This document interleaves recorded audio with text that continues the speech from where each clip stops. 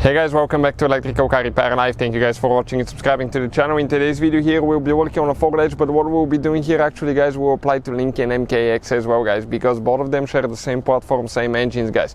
If you guys have a code such as P0010, stay with us and we'll explain how to fix that. Actually you may have some extra codes as well that relate to the same components. We'll have more information in the description of the video below. Quick introduction guys, every single car we get at the shop, including this generation Ford Edge, we make guys at least 200 videos. Why we guys do all that? Why we take our cars completely apart? Simply because our mission in the shop is to save you guys as much money as we can. So please guys, subscribe to the channel and like the video. Hopefully you will find the information helpful. If you guys need to buy any replacement parts, tools, anything like that, the scanner that we'll be using, we'll have the links in the description of the video below for your convenience. So this is guys a 2009 Ford Edge that we're working on. Okay, right here, 2009 Ford Edge guys. Pretty nice vehicle. The same engine, same drivetrains been using Lincoln MKX. This is the scanner that we'll be using. I will go inside guys, I will plug the scanner and I will show you guys what the problem is now. So find your OBD port. Okay, let me turn the light so maybe you can even see a little bit better, or without light is better, I don't know. Without light is pretty good too. So we'll plug the OBD connector here. Perfect. Now we'll come out and let me show you what we got now guys. Now if you have that code P0010 guys, you may experiencing increased fuel consumption. Okay, increased fuel consumption. Car not running right, not idling right guys. Okay, also you may notice some jerking, okay, and not smooth engine operation. So all that guys, okay, you need to check. Now I will grab the key guys, we will start the car and I'll show you how the engine light is on. So check it out now.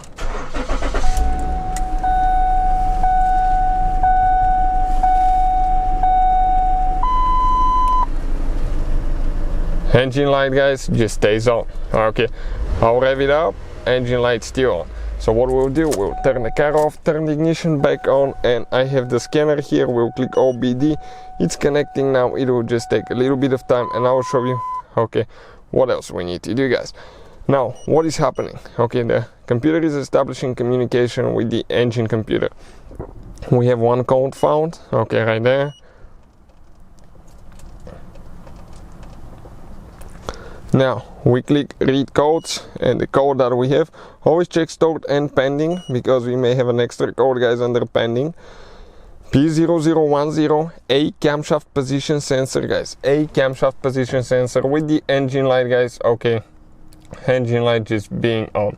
So you can see guys, definitely a problem there. So we go back, I click pending codes.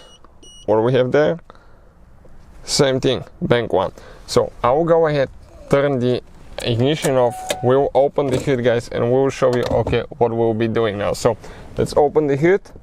Okay, perfect. We'll have a person actually to open it, get it ready for us. Okay, let me come outside right there, support it guys, and let me explain a few things now. This is guys a V6 engine. Okay, this is the 3.5 engine. If you have the 3.7, some of them are single, some of them are dual variable timing engines guys. What it means, this is a single timing, single VVT engine. You can see this is a variable timing solenoid. You have one on each cylinder head. Some of them will have two guys.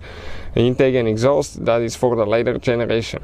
But usually guys, okay, usually this on the front is bank 2, the one is bank 1. Cylinder head number 1 is on the back side. Now looking at it guys, you have a sensor like that, but it's all the way back there guys. Okay, this sensor, okay, right there. Hopefully you can see. Let me just turn the light so you can see a little bit better. That sensor guys. So if you want to see guys how to remove it, how to replace it, we have a video on the channel from start to finish. Just search for Ford Edge VVT solenoid replacement. You have to remove guys, okay, the intake manifold, rear valve cover, quite complicated. You can actually clean them if you want to see if you can repair yours by cleaning it instead of replacing it. We have the video on the channel, it's called VVT, how to clean VVT solenoid on Ford guys, so check it out. Now we'll go ahead and replace ours guys. If you want to see the video, it's on the channel. The purpose of today's video is to see if that will take care of the problem, and we'll continue.